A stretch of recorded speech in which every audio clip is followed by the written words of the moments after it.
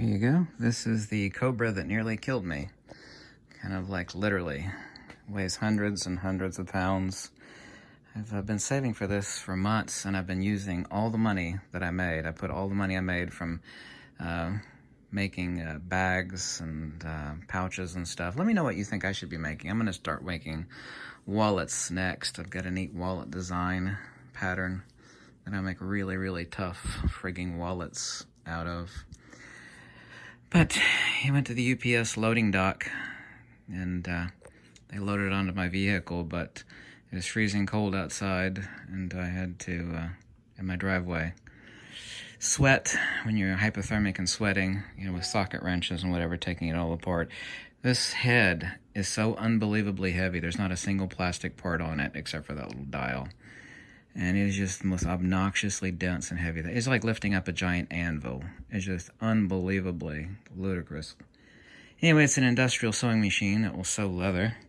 I actually have a lifter foot here, and I have the motor pedal over here. Let's actually zoom in on this. It's got a compound walking foot, as you can see here. This is already some 6-ounce leather that I'm sewing with it, just a strip. Fascinatingly enough, since it's all steel, the rods and the shafts in this thing are absolutely monstrosities. They're just huge steel rods. There's all these red lubrication holes all throughout it, all over the machine, where it comes with a bottle of oil. You squirt your oil, squirt your oil into the machine. Anyway, it's a COBRA Class 26 made by the Leather Sewing Machine Company out in California. This is a reverse lever. Yeah, see if I could do this one-handed. I'm gonna hit my reverse lever. There we go, going in reverse now. But kind of like the silkiness of a Cadillac, but the power of a giant earth-moving machine. These are the bobbins that go in it, and that's the 1/38 thread that it actually takes. Yeah, what do you think I should be making? I mean, other than making bags, I'm going to start using my, there's a bobbin winder. There's a foot pedal, treadles, DC motor back there, and the compound walking foot, drop-down edge guide, and for getting nice even lines on the edge of your leather. So, you could sew right through a solid oak with this thing. Not that that's what you should be doing. It takes these Schmetz needles, which are these ultra-precision, high-tempered steel needles.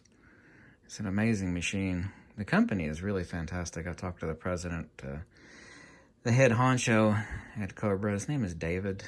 The other guy there is Steve. But I'm so impressed with the quality. You actually take a look at the back here, how beefy this sucker is.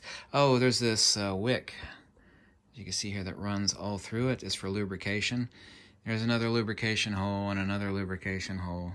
There's all these lubrication holes all over the machine. Those are lubrication hole, lubrication hole. And there's the hinge for tearing it down to like change the timing belt. Really impressive. I've never heard, not that it wouldn't break, because anything can break. I've never heard of one of these breaking. Never. If you see the inside of one, you would know why.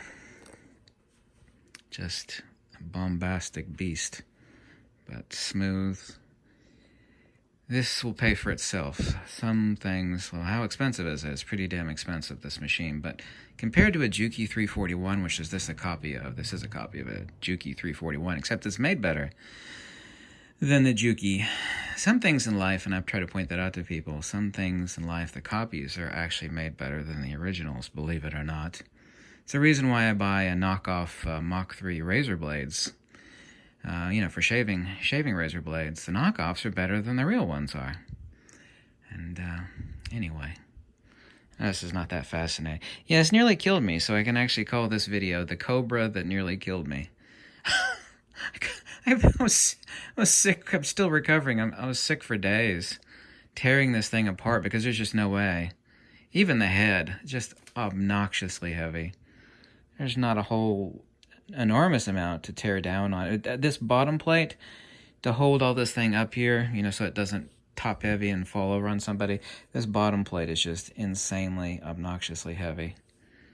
But what do you think I should be making on this? I got a wallet design. I'll show it to you. I'm gonna start making wallets. I have made a few wallets, but yeah, you know, watching your own DIY show and relaxing. Not that I ever have time to relax. You know, you could be productive and make stuff and sell stuff while you're doing it. Got a drawer full of bobbins over here. I recently picked up some more bobbins and some thread. And this sucker will just keep running and running and running and running. Thanks for watching. Thanks, too, to making such a great machine at the Leather Machine Company. Sucker's a beast.